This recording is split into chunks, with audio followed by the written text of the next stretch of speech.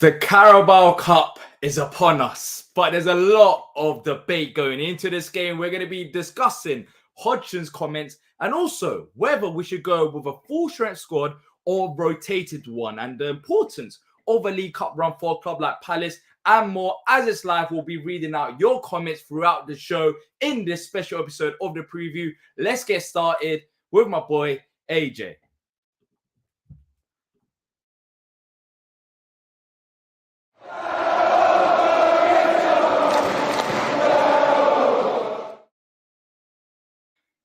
What's going on, people? Welcome to a live match preview. Palace head over to Old Trafford 2 times in 1 week, twice in a week to face them in the cup game first, and then we got them in the league as well. I'm joined by AJ here. As always, if you're watching on replay, make sure to leave down your comments in the comment section down below. Leave a like and subscribe as well. AJ, as you can see from my intro, I was a bit rusty. I forgot to actually play the intro and get the video clip, the 6-second video clip up, and there was like an awkward 2 to 3 minute silence there. But how you been, man? It's been a while. Yeah, I've been all right. I've been supporting from a distance. I did, like I mentioned before the stream, I did manage to take my daughter to the first game. Shout out to the stewards that were very, very welcoming, and shout out to the fans that were very, very welcoming to myself and my little lady daughter. Had an amazing time despite the result. But nah, man, it's been all right, man. It's all been all right, man. We've had a good start to the season. You know, I know there's a couple of frustrations in the year. I've seen it. You know, just because I'm away don't mean I forget. Or more importantly, you can kill the man, but not the idea. So, yeah, man, I'm still around, man. I'm still around. Have you seen the frustrations on social media? There's a lot of people saying parish out after the Fulham game, which surprises me, to be fair, because I think the problems have been there beforehand. But you could tell that the fans are annoyed, maybe because of what Roy said after the game. I don't know if you saw his comments about whether he can even play a full strength squad or go out for it because he doesn't have enough players due to the injuries. Whatever made of all the noise even going into this game, there's been a lot of people upset with the draw against Fulham. It was a reaction that I was expecting in a way, but not on the levels that it has been, because at the end of the day, it was a very poor, well, not very poor, but it was a poor performance in terms of creativity going forward. And there's question marks about, you know, whether Eze should have played through the middle or should have been Schlupp. But a lot of people are upset. Do you understand where they're coming from going into this game? Yeah, I mean, for the game itself, it was dry. Like, it was a dry game. Like, you know, it was.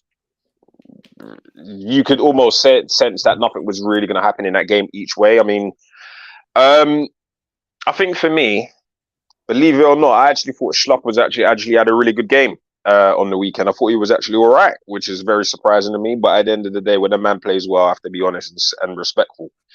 I think the fact that Roy himself has come out and mentioned that, you know what, I'm struggling, it kind of just gives all of those fans that have kind of throughout the summer aired their frustration, it kind of just essentially gives them fuel for them to back their statements and back their comments. You know, at the end of the day, the problem that the chairman's got is he was the one that openly went and decided to make that statement, talking about you were going to take us to the new level. As a result of that, we lost our best player possibly in history. That's neither here or there because the club can move on without. But the problem was you didn't make the recruitment levels in that summer or in the past summer to basically give us something to sort of look up and look forward to. You know, the problem is, you know, Elise signed a new deal, but he's injured till further notice. France is obviously finally starting to train, but it could still be a few weeks before we see what he's got. Lerma's injured. You spent 20 million on on Dean Henderson even. And the problem is, God knows when you're going to see him in the start 11. He's not exactly an outfield player. We've got problems in the striker department because it looks like we've only got one recognisable striker as well. So the problem is you've spent and you've brought in players, but the problem is as soon as you get the 1 or 2 injuries, which we were fearing, and we've discussed on this stream many a times beforehand, it was inevitable. As soon as those injuries started kicking in and we were depleted of a few players, the problem is the depth is just not there. The depth is not there. So, well, we do have the depth. What do you expect the man to do? We do have the depth. I think in defense and in goal, of course, because we spent 20 But million here's the pounds. ironic twist. But the ironic twist about that, that's the one position. Those are the two positions of the team that we don't have that issue with. Yeah, exactly. That's just typical Exactly. Palace, isn't it? You know what I mean?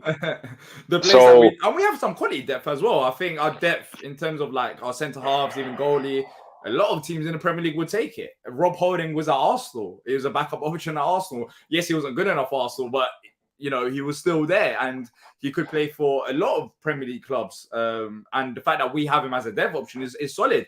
But look, Toto Football says Holding and Henderson's chance to prove themselves shortly tomorrow. That dev option that we're talking about, they're going to have to show themselves tomorrow. And we're going to talk about the lineup as well as the score predictions. It's a different show today because normally we record the match previews and we do we'll still do score predictions today. But of course, our prediction table won't be up because it's a cup game. It's a cup game. It's going to be different. I'm not gonna blame people for their cup prediction results because we don't even know what the team will be. We don't know how Man United will line up as well. So we're going to be discussing that and more as well. So make sure to leave a like, people, if you're enjoying the show. Shane quickly on the ownership. He's saying there would be no Palace. It wasn't for Parish, 100%. My stance has been on it for a very long time that I think Parish has done a fantastic job, and I think a lot of these clubs, bottom half teams, would love Parish at their club because of the stability that's brought in. He's trying to improve the facilities as well. But for me, the question mark is not just only Parish, it's just this ownership structure that we have right now, whether it could take us forward, because I don't think the owners know what they want. They're on a different, path in terms of how they see it. Texas called out Parish publicly, and that says it all. So for me, there needs to be a change, and my stance will always be there. That's not just on Parish. It might have to be all of them just going and a reset. But of course, that's easier said than done. I understand that as well. AJ, how do you feel about the game tomorrow then? Because I'll be honest, there's a lot of negativity going into it based on social media. But if you move the social media aspect away from it, I'm excited. I want a cup run. I think a cup run is important, but how are you feeling? Do you know what? I'm feeling pretty confident, to be fair. And this might sound a bit nuts, but the only reality situation is we've got our house and Man United's house are both on fire. The only difference is that, our shed's on fire, whereas their whole building looks like it's on the verge of collapse. We have our issues, yeah, but then at least we ain't got club statements, controversy, and newspaper articles kicking off about our players every day, every week. And I think the reality of the situation is Man United have not exactly had the most electrifying start to the season as well. I feel like they can be got at. And if we could just keep ourselves on mind, because, no matter what is going on, the one thing you've got to highlight is Roy is tuning out a performance out of what he has sitting in front of him. And that's why Roy will not only have my respect from previous time, but Roy's getting a lot of my respect now because he is essentially working the best with what he's got. And even with the injuries that we've got in the team, he's still churning out decent results. What we 9th, 10th in the league now after 5-6 games. We've got a barrel of injuries flying out of the team as well, and frustration on our side. But considering what he has and what he's got to work with, he's had a very good start to the season. I've got to be fair. Whatever I feel about the chairman and whatever, that is what it is. But the reality of the situation is Man United have way more problems than we do. That being said, it will be an away game as well. Obviously, up at Old Trafford is not exactly the easiest journey for some. So shout out to those guys traveling.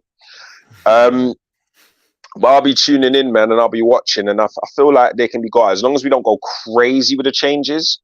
I'd like to see Roy put out a relatively strong team. And I know we're going to go over lineups at some point, but I feel like we can get at Man United, man. This is a good time to take them on.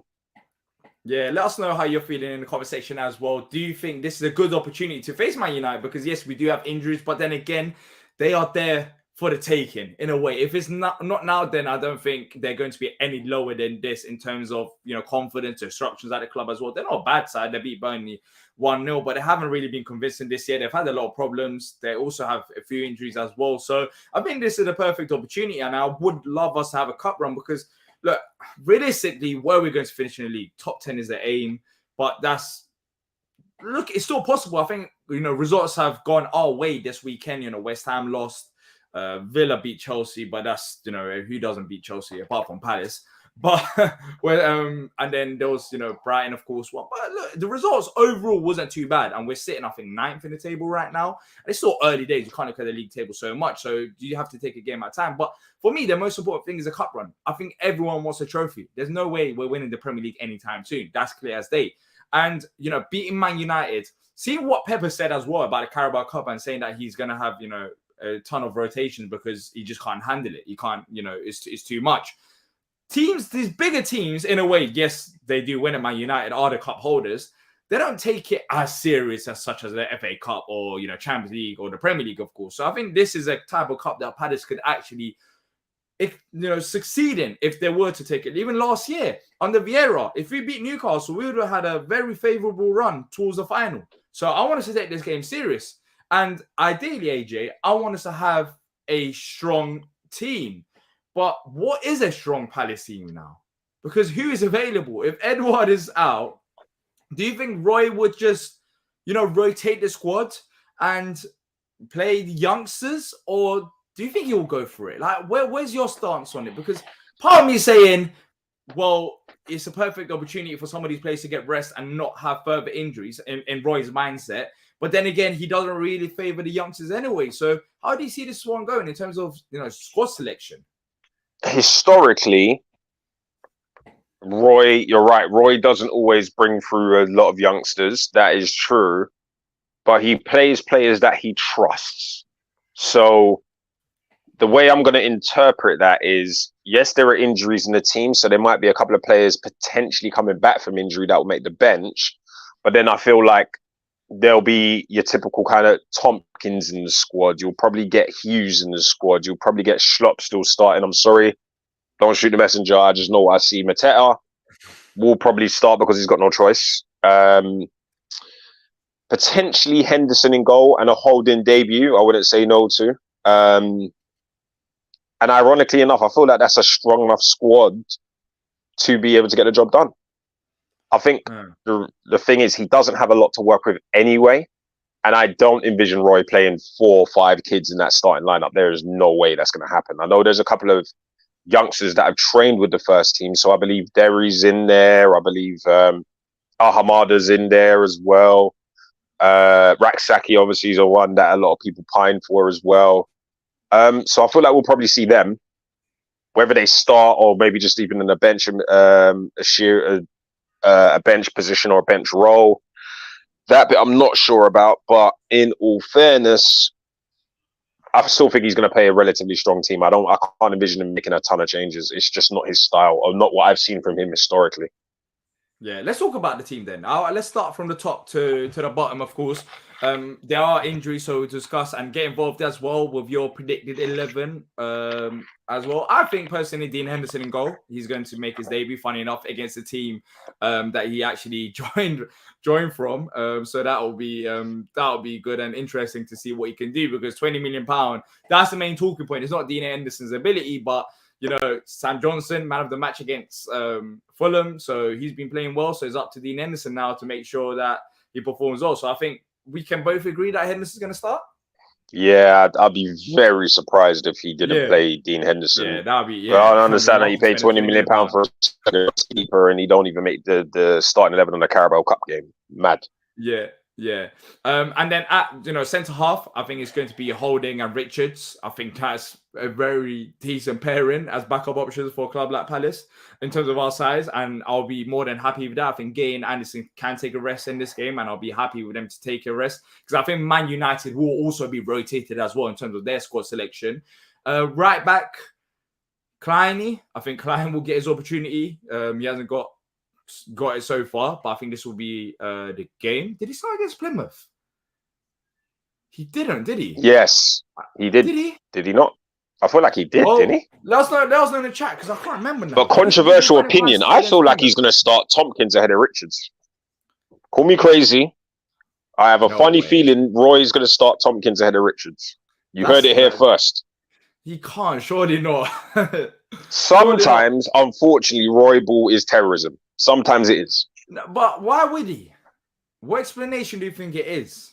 He knows Richards Tompkins. Played solid whenever he's played. Even against Villa. He knows Tompkins. He was solid. Yeah, he knows Tompkins. Somewhat, yeah, but then he should know Rob Holding as well. D? Like, you're training with them.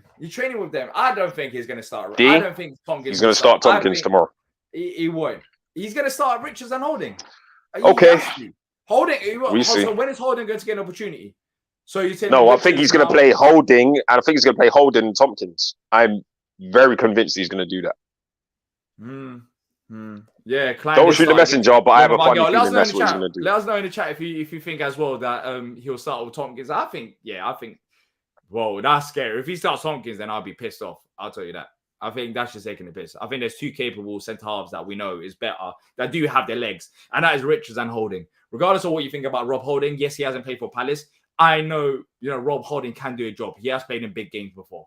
And if Rob Holding doesn't start, if Richard doesn't start at this point, just literally, I'm on the verge of just saying you might as well we should have just loaned them out or something. Like, seriously, like if Tompkins get the nod ahead of Chris Richards. But it's an interesting talking point. If because there is a possibility. You're right, but I didn't even think about that. That's not in the right now, AJ. As you can notice, I got a new chair. I'm relaxed going into this game. I'm just leaning back rather than my old chair as well. So I've been in a relaxed phase of mind going into this game. And right now, I was just thinking, them two, but it's interesting. Let's see what the chat says as well. Tompkins starts before Richards. So Jamar agrees as well. Tompkins is injured. Oh, he's injured. So AJ, you won't be able might get lucky.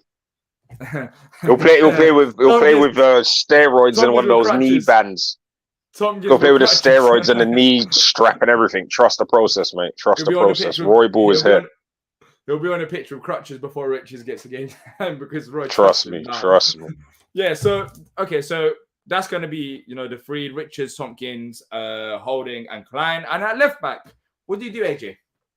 Mitchell. I think there's a question here for Wallace as well. That unless he goes gyro. Unless he goes gyro, maybe. Can you risk Eze and Mitchell are league excised? So right now, if he leaves one of them. So he'll put him on the bench. I reckon he'll put Mitchell on the bench. I think he starts gyro. Interesting. Yeah, gyro at left back. Because I know he has done that under Roy as well. One thing I see once a week, maybe 6 times a week on social media is where's Teo? Do you know where I saw Teo last? On that weird little video they made about the name pronunciation with the little kids, and I don't know what was going on with that one. And I looked at him, I was like, right, he's there. Like, he's there, but he must have an injury or something. God knows what is going on with that. I don't know, but I think he'll go gyro. Yeah, gyro makes sense as well. Now moving on to the midfield. Now this is where the options are tight. This is where the plate is now getting empty. We've had our meal just ends basically with the defense and goalie. This is where things get interesting. You have to nitpick what you want to have now. So in terms of holding midfielders, we play basically 2 holding midfielders. Do you go with the same that we saw against Fulham? Same. I think he'll go with the same. Can he change up? I'm thinking that as well. Unless he plays Ozo, which is very unlikely. There's one bigger chance of me playing at this rate, honestly. I just don't see David Ozo. I just don't see David Ozo again. He'll make bench. Maybe Paddy McCarthy, getting involved could influence him, but I very much doubt it because he was even talking about Man United, being this top side, and I don't think he would go with that risk with playing Ozo. So who's Decore had a solid game, so I'll be for that as well. I'll be happy with that. There so far as well. Now, Eze, the question we'll answer this as well. Can you risk Eze in this game? The downside is if you take away Eze, who do you have as a creative options? You can play potentially Jezan Raksaki, Ahamada, but can we risk him or he won't risk him? And if he's taking a cup serious, he shouldn't. No, he should. Sorry, I said that wrong. I think this is the kind of game where Eze steps up. Well, not steps up like he's been underperforming, but essentially he will be the star man and the go-to, the marked man of the game. Personally, based on the options we have, I wouldn't take him out of the team. Not right now. The stock is too high. And we need some kind of... And especially with the striker issue and the winger issue, essentially, as well, I don't think he drops him. And I don't think he should drop him either.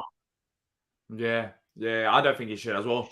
if we had like let's say Franca available or Elise, then you can maybe do a bit of rotation there. But the game is a game, and we just have to play Eze. There isn't any other creative options. Ahmada potentially, but he's injured. Well, I heard that he's injured. He got injury, so I doubt he'll get game time. And that's the thing with that. We don't have the squad to rotate it. But then again, Roy was saying, how he's worried about injuries and stuff. But what can he realistically do? There is some players which we'll talk about right now. For example, Jez and Ragsaki, and you mentioned some youth players. I think in this game, if you don't play Jez, then what game do you play Jez? He played against Plymouth. He came on for a few minutes against Fulham. I don't know what you made of that, but that was pretty pointless. And I think the only reason he came on is because Edouard was injured, which we found out after the game. Jez, well, he was signaling to the bench, wasn't he, Edouard? He was signaling to the bench for a while that he pulled up or something. So yeah, exactly. Yeah, so, I think he's going to be forced into playing Jez. I think that's going to be the case. Could we see Ayew play up front in this game then? Because if Edouard's out injured and we're talking about, Mateta being our only striking option, Ayew has played up front as well. Is it a case of, because I just don't see... But then who plays on the other wing? Playing in this game. Who plays on the other wing? You know who's going to play on the other Sloppy. wing. Yeah. He was all right on the weekend, man. He was all right on the weekend. Okay, AJ, he was all right. And having some time to reflect on the game, he was all right, but he's occupying a position of Eze. I'm not fine with that. I'm not. I think the problem is with the way things are now, you got no choice. We are literally just like. You do have a choice. Schlupp could and play then what do you do? Which way he's playing, and Eze could play. And then what? Put Mateta up front. Well, yeah. Okay. There is a choice. The problem I had. I just don't. It's weird. It's like he had a relatively quiet game, right? Like he wasn't on fire against Fulham, and I think the reason for that is because and even Edouard to an extent as well. And this is what annoyed me, just going a bit off track as well. Edouard had a very good link-up play so far this season. Yes, he's been scoring goals, but we've been raving on and about his link-up play. And the link-up play that he's had is with Eze. You saw it. Eze went a bit more out wide against Fulham. Edouard had a bad game. Eze didn't have a great game. All to occupy Schlupp in that midfield. And the fact that we're playing at home and we're talking about Paulinho, why don't Fulham think about us like that? Why don't they say, we should be playing player A in this middle just to defend against...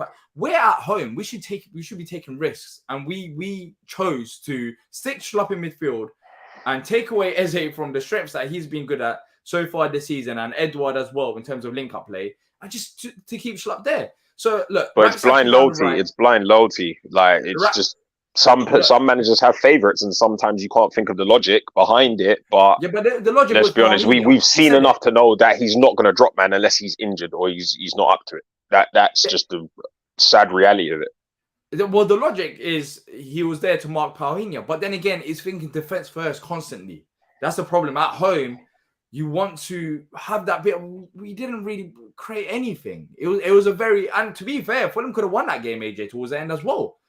Fair. Which is worrying. That's true. That's chances, true. And that negative mentality, as much as I love Roy and as much as I love what's been going on so far this season in terms of limited squad and the results that we've got, that defense first mentality and the fact that you take away our most creative player and put him out of position, that's what annoys me. So in this game, I would like to see Eze start through the middle. Ragsaki needs to get his opportunity. This might be a game to rest Jordan and Ayew. So in terms of the front three, what would be your front three in terms of wingers and a striker? With Edouard being if I was given the choice, I'd have to go Ayew, Mateta, and Jez if it was my choice. It's very hard to predict what. Jez down the left, Ayew. I'd have Ayew down the left. I'd actually have Ayew down the left, Jez down the right. Both of them to cut in and create opportunities for Mateta, because Mateta, all right, granted, we take the mick about him can't not header in the ball and that, but he will. It would be so typical that he bangs a hattie against United. That's just who he is. Like he has those iconic moments. He's got that genes. He's got that. Like he won't bang for like another 6-7 games, right? But then like against lower opposition. But this is the typical game he'll just bang a hattie out of nowhere. So, and I'm all for it. Trust me, I'm all for it. So I think that's how I would do it if that's my choice. Yeah. How Roy's going to do it is very unpredictable. How do you it's think? Very, very unpredictable. You're saying it's unpredictable, but do you reckon Schlupp will start in this game as well? If I know Roy the way that I have seen Roy, and Roy has made me believe he's going to do things, is I have a nasty feeling he's going to go Schlupp, Mateta, and Ayew.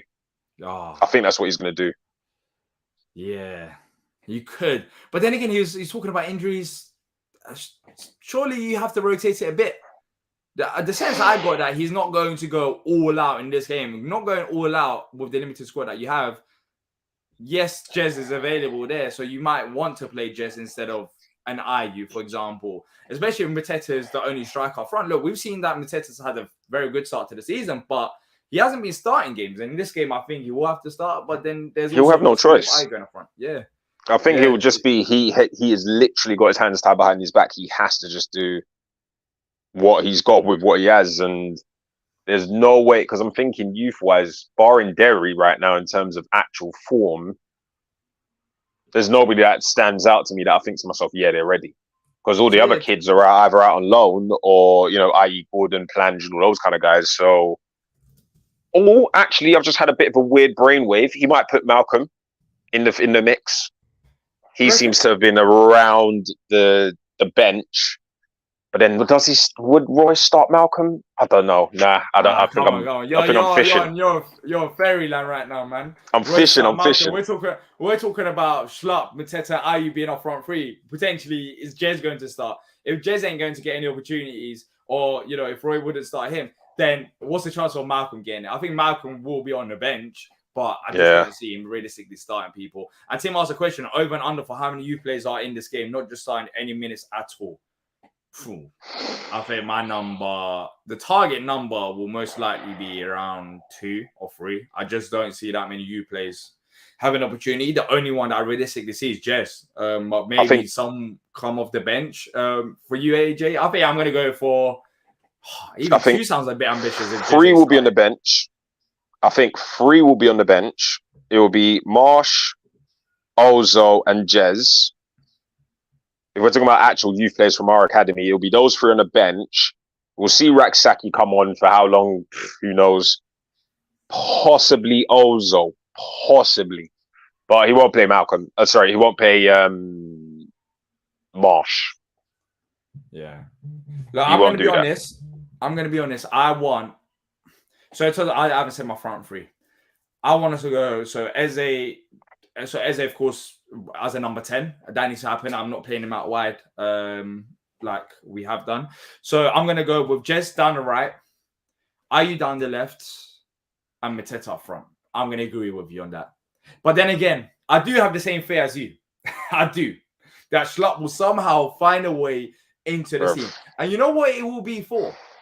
It won't be for his attacking reasons. It will be for his defensive reasons, just like what Roy said after the Fulham game as well. It will be to target or mark someone in behind. And I think this is where we get into whether how many youth players will start.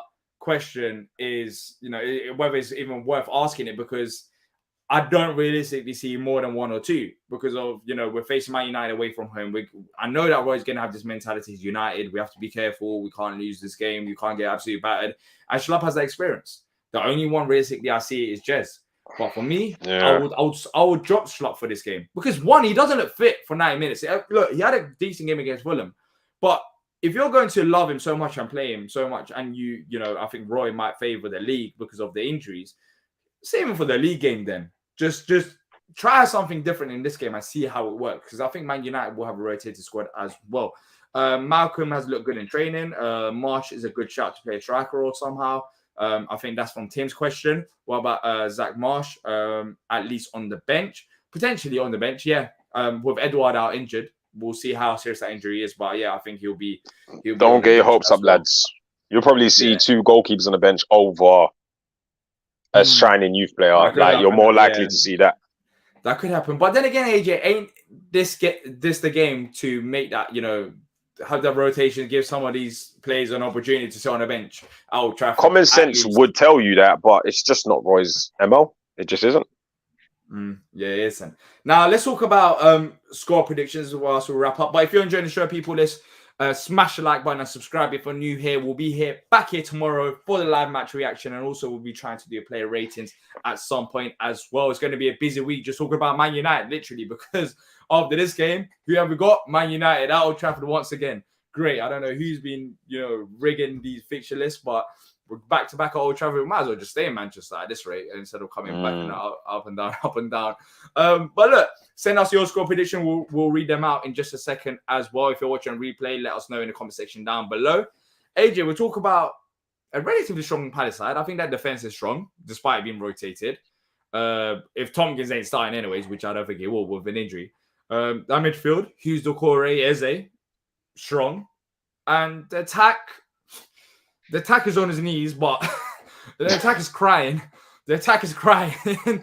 but that attack has, had a few games, 1 or 2 games with like the likes of Jordan Ayew if he's starting. He's been relatively solid this season. It has a bit of potential in it, with maybe Raksaki as well. How do you see this game going?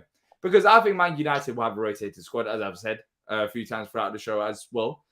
Can you see Palace getting the result? Can we cause an upset? Because regardless of what you think about Man United, we're not the favourites going into this game. We're going to beat them on penalties. First of all, Dean you're crazy. Henderson. You're crazy. Masterclass. You're crazy. I told you when first. Everyone on penalties. When everyone on penalties. Last. D. We're beating them on penalties. Dean Henderson won the class. We're not a penalty team. We're not, a penalty team. Like, we struggle with penalties. I remember. Yeah, I've counted. I think that's about the third time you told me I'm crazy on this stream. Trust the process, bro. Trust the process. I've told you 3 times that you're crazy. I haven't even clocked. I'm just saying the word crazy, like left, right, center. Trust the process. We're beating them on penalties. Dean Henderson, maybe Dean Henderson's the changing factor, but apart from that, 20 million goalkeeper. Trust the process, bro. Oh, who's scoring the penalties? That's our problem. Remember against Newcastle, Eza, Schlupp. And that's what you stop. Oh, Schlupp. Yeah, exactly. That's trust me. Trust me. Even you're the manifest is real. You're laughing. Exactly. The manifest is real, bro. The manifest is real, bro. Let's see what you're cooking. But I just, with penalties, I'm marinating right now. Tomorrow night I'll cook. Yeah, if it's 0-0. So if it's 0-0 tomorrow, would it go to extra time? I think it goes straight to penalties, isn't it? Or am I being dumb? Yeah. Normally, it should go straight to penalties. I think in the League Cup it goes straight to penalties. Palace will love a 0-0 as well. So hopefully we're practicing penalties as we speak right now. I've got that vision, right, of Ten Hag just stroking that invisible beard, brother, and just being hurt. And Dee Henderson saves, I don't know, Hoyland's penalty or whatever, bruv. Trust me. I think he's out injured. Oh, but, even better. Yeah, exactly. What's my prediction? Look, send them through. I'm going to read them out in just a second. I want to be ambitious, but it's hard, man. It's hard with this squad. You don't even know what type of lineup we're going to have, and Man United is going to have as well. I want to say 1-0. 1-0, we go to penalties, and it's negative, but I think we lose on penalties. Get this guy out of here, bro. I like to be proven wrong. Get this guy out of here, bro. That would be so typical Palace. I don't really see us having clean sheet. Maybe we can. Rob Holding. What's Rob Holding? What's Richards and Rob Holding connection will be like? Maybe that might be like a force that we haven't even seen. Man thinks Richards starting. You think Richards is starting? You think Tompkins with crutches is starting. So I don't know what you're thinking. We'll see. Yeah, exactly. So I think Chris Richards is starting. And we're going to lose on penalties. Tim says 1-0, 6-5, Palace on penalties. Fair enough. Trey says 0-0, Palace go through on penalties. So there's a few people that are saying Palace on penalties, but history doesn't really suggest that. We've been good at it. So look, that's the ambition. That's the hope that we want, I guess. So that's a good thing. So I'm saying 3-0. Yeah, whatever you're smoking on a Monday night, drop it to us, man. Don't give me no joke. Could you imagine if Schlupp banged the hattie tomorrow? Listen. Hey, I'll be the first person, right? Yeah. In fact, I'll change my Twitter picture to Schlupp's photo for like a month. I swear down. I'll start the live match reaction with a my bad. I wouldn't even say what's going on, people. I was just saying my bad. I'll just say my bad. That's how I'll start the show as well. Amit saying doesn't matter how many Henderson saves, we will miss all of ours. That's No not faith. You man are disgusting. We answered that question. It feels stranger than when Lawrence said we would win. We're gonna win the cup, says Henry. Forget about Man United. We're winning it all. That's the ambition that we want. Richard saying we can take pens. We have to win in 90 plus minutes. Name the penalty takers. Jeez. Yeah, I think I stop at 3 or 2. It depends, because if we've made subs and who's on the bench, if Malcolm with a fit plays, we'll squad. win 3. If Malcolm plays, we'll win 3. Once again, well, I don't know what makes you think that, but fair enough. Fair enough. There's a lot of manifesting going on right now. 2-1 playing FIFA. Yeah, you clearly are. Luke saying 2-1 Palace, JP and Eze as well. I'm playing FIFA. To be fair, I've been half enjoying it. You haven't got any FIFA, have you? Or EA Sports Football Club or whatever. No, I haven't had the time. Yeah. I'm broke, people. Sending super chats. I'm broke. Help me. Sending super chats is broke. Henry saying if Malcolm scores, we're on the pitch. Roy's getting his boots on for pens. At this rate, it might be. You never know. The case. Anderson, I would like Anderson. Let's say it's no. I'd like Anderson to be on the bench and come on for penalties. Like, that's the type of move I would like. But then again, would we make it? That's another thing, because we're talking about risks as well. And we'll end it on this note as well, people. How are Fenerbahce doing? Fenerbahce right now, top of the league, unbeaten in both Europe and also the league. So we'll see if Zaha actually wins a trophy this year. That'll be interesting to see. Does he even play? I swear he's played like 2 games. He came off the bench against Copenhagen and got an assist. But then again, that was a poor result for them. They should have beat Copenhagen at home. Mohammed saying we'll be relegated if we keep Anderson long balls. Fulham did. We be relegated if we keep Anderson long ball. Fulham did. I think he's not happy about Anderson long balls. But bro, yeah, listen, Anderson long ball is football heritage. Don't ever. It's delicious. Anderson, it's football heritage, bro. Don't do it. Yeah, exactly. Yeah, I'm not worried about Anderson long balls out everything as well. Look, people, we're gonna wrap it up. Thanks to every single one of you who's joined us for a Carabao Cup special live match review. Hopefully, we have a few more of these because that means we'll be, progressing well in the cup. Let's see what happens tomorrow. We'll be back for the live match reaction. And we'll see if we can do player ratings as well. I'm looking forward to the game. I want us to go as strong as possible. I want us to have a cup run as well. Hopefully, we prove all the doubters wrong, including me, and we do get a result, whether that's on penalties or not. But if you're watching on replay, make sure to leave a like, subscribe, and let us know your thoughts ahead of the game in the comment section down below. Thanks to every single one of you tuned in. And until next time, up the Palace. Keep safe, people.